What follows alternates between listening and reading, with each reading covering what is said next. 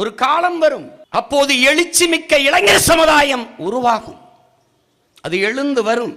என்னை புதைத்த இடத்தில் என் எலும்பு கூடுகளை தோண்டி எடுத்து எனக்கு நன்றி சொல்லும். ஏன்? நான் விதைப்பதெல்லாம் கனிகள் அல்ல, என் பேச்சு கனிகள் அல்ல, அவ்வளவும் விதைகள். அது முளைத்து வரும், வரலாறு என்னை விடுதலை செய்யும் என்கிறார். இதான் கீவ விடுதலைக்கு போராடிய ஃபிடல் காஸ்ட்ரோ சொன்னார். சிறைப்படுத்த கொண்டு போகும்போது வரலாறு என்னை விடுதலை செய்யும். 23 ஆண்டுகள் கழித்து எத்தனை ஆயிரக்கணக்கான விதைகள். இங்கு கூடியிருப்பவர்கள் மட்டும் பழனி பாபாவின் வீரிய விதைகள் அல்ல, உலகெங்கும் பரவி வாழக்கூடிய பல கோடி தமிழ் தேசியனத்தின் பிள்ளைகளில் பல லட்சக்கணக்கான விதைகள் பழனி பாபாவின் வீர விதைகள். அவர் சொல்லுகிறார், என் அன்பு சொந்தங்களே, என் அருமை மக்களே, உங்களுக்காக, உங்களின் பாதுகாப்பிற்காக, உங்களை அரசியல் படுத்துவதற்காக எவருமே செய்யாத அளப்பரிய தியாகத்தை நான் செய்திருக்கிறேன். என் இளமையவே நான் தியாகம் செய்திருக்கிறேன். என்னை போல பேரன்பு கொண்டு பெரும் அக்கறை கொண்டு உங்களை நேசித்தவன் எவனும் இருக்க முடியாது. ஆனால் நீங்கள் அதை உணராது எவனுக்கோ வாக்கு செலுத்தி வலிமை சேர்த்துக் கொண்டிருக்கிறீர்கள். உங்கள் தலையில் நீங்களே மண்ணள்ளி போட்டுக் கொண்டிருக்கிறீர்கள். இறுதியாக முடிக்கிறார், விழிப்புடன் இருங்கள் மக்களே என்று முடிக்கிறார். அந்த தலைவன் நமக்கு கற்பித்தான். என் தம்பி தங்கைகளே, மார்க்கம்தான் நம்மிடத்தில் வந்தது, நாம் இங்குதான் இருந்தோம். இந்த இடத்தில்தான் தமிழ் இளம் தலைமுறையினர் நிமிர வேண்டும். நம்மை சிறுபான்மை சிறுபான்மை என்று அச்சுறுத்துவார்கள். அந்த சிறுபான்மை என்கிற சொல்லை முதலில் அகராதியிலிருந்து அப்புறப்படுத்த வேண்டும். ஒரு கேள்வி எழுப்புறேன். சரி, இந்தியாவில் நாங்கள் சிறுபான்மை, நீ என்ன எப்படி பெரும்பான்மை? நீனும் சிட்டிசன் ஆஃப் இந்தியா, நானும் சிட்டிசன் ஆஃப் இந்தியா. நீனும் இந்திய நாட்டின் குடிமகன், நானும் இந்திய நாட்டின் குடிமகன். நீனும் வரி செலுத்துகிறாய், நானும் வரி செலுத்துகிறேன். நீனும் வாக்கு செலுத்துகிறாய், நானும் வாக்கு செலுத்துகிறேன். பிறகு என்ன, நீ பெரிய புடுங்கி நான் பெரியவன்? எனக்கு ஒன்றும் புரியல. எப்படி இதுக்கு என்ன பதில் இருக்கு? நான் சிறுபான்மை அல்ல. எச் ராஜா சிறுபான்மை, குருமூர்த்தி சிறுபான்மை,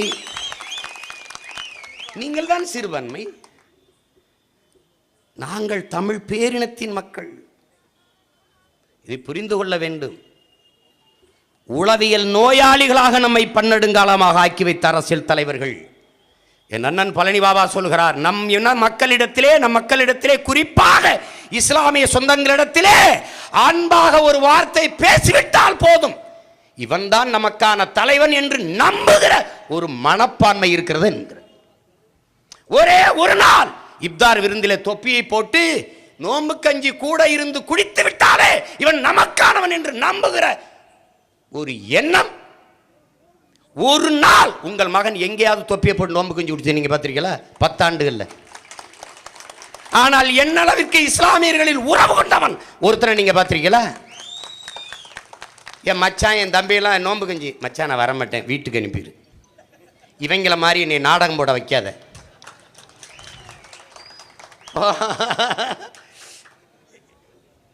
எங்க அண்ணன் ஒரு இதோ போராட்டத்துக்கு வந்தார். எங்க அந்த ஒரு நாள் இஸ்லாமியர்கள்லாம் எங்கன்னு கேட்டேன். சுப்பாரா, நீ வேற இதை வாய வச்சுட்டு பேசிட்டுக்காங்க. இவங்க ஜெயலலிதா அம்மா தொப்பியை போட்டு குடித்தாலும் ஒரு நாள் முஸ்லீமு, ஸ்டாலின் தொப்பியை போட்டு குடித்தாலும் ஒரு நாள் முஸ்லீமு, அதுக்கப்புறம் போயிடுவான். நான் உங்கள் உணவுக்கானவன் அல்ல, உங்கள் உரிமைக்கானவன், உங்கள் உறவுக்கானவன், உங்கள் உறவானவன், உயிருக்கானவன். இவங்கள மாதிரி நாடகம்லாம் எங்களால் போட முடியாது. நான் ஓட்டுக்காக இதுவரை பேசியதே கிடையாது, இது சத்தியம். நான் இந்த நாட்டுக்கானவன், என் நாட்டு மக்களின் எதிர்கால நல்வாழ்விற்கானவன், என் இன சொந்தங்களின் பாதுகாப்புக்கானவர்கள் நாங்கள். இவர்களைப் போல வேடம் தரிக்க முடியாது. அச்சம். முதல்ல உளவியல் விடுதலை நமக்கு வேணும். நான் தமிழ் பேரினத்தின் மகன். பழனி பாபா பேசுறோன்னா ஏன் பேசுறான்? பழனி பாபா ஐயா பெரியார் சொல்றாங்க, உன்னை இந்த சமூகம் போற்ற வேண்டுமா, கொண்டாட வேண்டுமா, நீ பிறருக்காக உழைக்க தொடங்க என்கிறார். அப்படி உழைக்க தொடங்கிய மகன் பழனி பாபா. அவரே சொல்கிறார், பெரியாரே சொல்கிறார், ஒருவன் மரணித்து போவதாலேயே, இறந்து போவதாலேயே அவன் கொண்ட நோக்கமும் அவன் கொண்டிருந்த செயல்பாடுகளும் மரணித்து போவது இல்லை. கிவ விடுதலை புரட்சியாளன் சேகுவாராவை இதே கருத்தை பதிவு செய்கிறார். ஒருவன் இறந்து போவதாலேயே, மரணித்து போவதாலேயே அவன் முன்வைத்த லட்சிய முழக்கங்களும் கொண்டிருந்த நோக்கமும் ஒருபோதும் மரணித்து போவதில்லை என்கிறார். பழனி பாபா இல்லாதிருக்கலாம், ஆனால் அவன் முன்வைத்த முழக்கங்களும் லட்சிய நோக்கங்களும் இன்னும் எம்மோடு உயிரோடு இருக்கிறது. தமிழீழம் தலைமுறையின் எங்களை போன்ற பிள்ளைகளின் தோள்களில் அது சுமத்தப்பட்டிருக்கிறது. அது முன்னை விட வீரியமாக பாய்கிறது. கொல்லுகிற போது சேகுவாரா இருகைகளிலும் இரத்த துளிகள். அவன் சொல்லுகிறான், விழும்போது குப்பர விழுவேன், என் கைகளில் இருக்கிற இரத்த துளிகளை பூமி எங்கும் தெரிக்க விடுவேன். ஒவ்வொரு இரத்த துளியிலும் பல்லாயிரக்கணக்கான புரட்சியாளர்கள் பிறந்து வருவார்கள் என்று. அப்படித்தான் பழனி பாபாவை வெட்டி வீழ்த்திய போது சிந்திய இரத்த துளிகளில் பிறந்து வளர்ந்து இருக்கிற புரட்சியாளர்கள் எத்தனை ஆயிரம் பேர் என்பதை நீங்கள் புரிந்து கொள்ளும். பழனி பாபா தீவிரவாதி என்பதை நீங்கள் ஏற்கக்கூடாது. என் அன்பிற்குரிய தம்பிதங்கள், தீவிரவாதத்திற்கும் பயங்கரவாதத்திற்குமான வேறுபாட்டை புரிந்து கொள்ள வேண்டும். ரெண்டையும் வெவ்வேறு பதம், வெவ்வேறு பொருள் கொண்ட சொற்கள். நீங்கள் ஒன்றாக கருதுகிறீர்கள். பழனி பாபா ஒரு தீவிரவாதி. எப்படி? சீமான் ஒரு தீவிரவாதி, களஞ்சியம் ஒரு தீவிரவாதி. நாங்கள் கொண்ட கருத்தை, கொள்கையை தீவிரமாக மக்களிடத்திலே கொண்டு போய் சேர்ப்போம். நாங்கள் தீவிரவாதிகள். ஒரு விவாதம் நடக்கிறது, தீவிரமாக நடக்கிறது. தீவிர விவாதம், தீவிரவாதம். That's all your honour.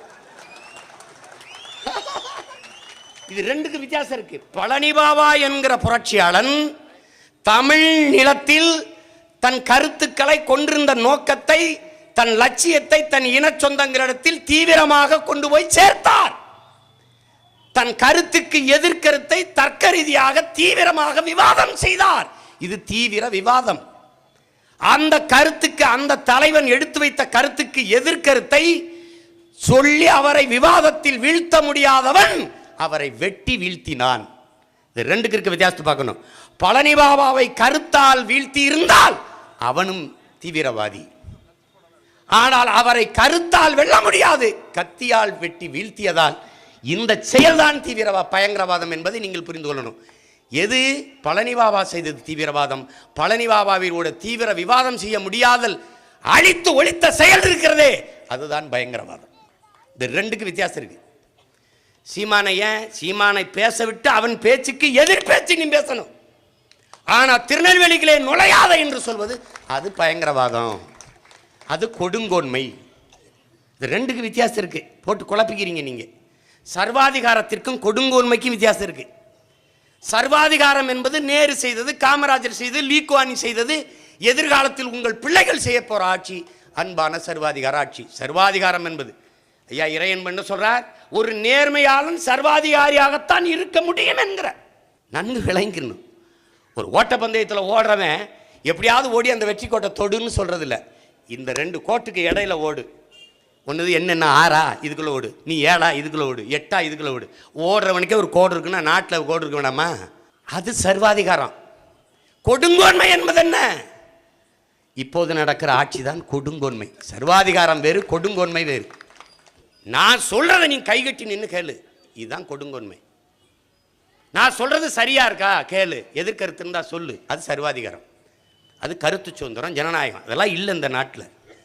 புரட்சியாளர் அண்ணல் அம்பேத்கர், நீ யாருக்காக உழைக்கிறாய் என்கிற எண்ணத்தை கைவிடு, நீ பிறந்த பெருமை மிக்க சமூகத்திற்காக உழைக்கிறாய் என்கிற பெருமிதமும் திமிரும் கொள் என்கிறார். புரட்சியாளர் அண்ணல் அம்பேத்கரின் மொழிக்கு ஏற்ப தான் பிறந்த பெருமை மிக்க சமூகத்திற்காக போராடியவன், உழைத்தவன், பேசியவன் புரட்சியாளர் பழனி பாபா என்பதை நீங்கள் கவனத்தில் கொள்ளணும். பழனி பாபா மாதிரியே அண்ணன் சீமானதுக்கு எப்படின்னா, அவர் எல்லாரையும் நம்பி கடைசியாக ஒரு தெளிவுக்கு வந்து, இனி நம் மக்களை ஒன்று திரட்டி அரசியல் படுத்தாது நமக்கு விடுதலை இல்லை என்று முடிவெடுக்கும்போது கொல்லப்பட்டார். அதே மாதிரி ஒரு செல்ல நாய்க்குட்டி போல எல்லாரும் விரலையும் பிடித்துக்கொண்டு சுற்றி சுற்றி வந்த நான் கடைசியாகத்தான் கயிறு நிலையில் இவர்களை இனி நம்பி பயனில்லை என்று முடிவெடுத்து இந்த வேலையை நாங்கள் செய்ய வந்தோம்.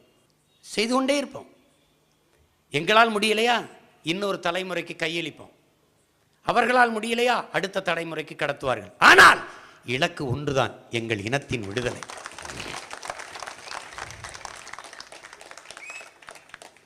இந்தியா என் நாடு, இந்தியா ஒரே நாடு என்று கத்துவதெல்லாம் யாரு? எவன் நாடற்றவனோ, எவன் இந்த நாட்டின் பூர்வீக குடி இல்லையோ அவனெல்லாம் இந்த நாடை தனதாக்க துடிப்பான்.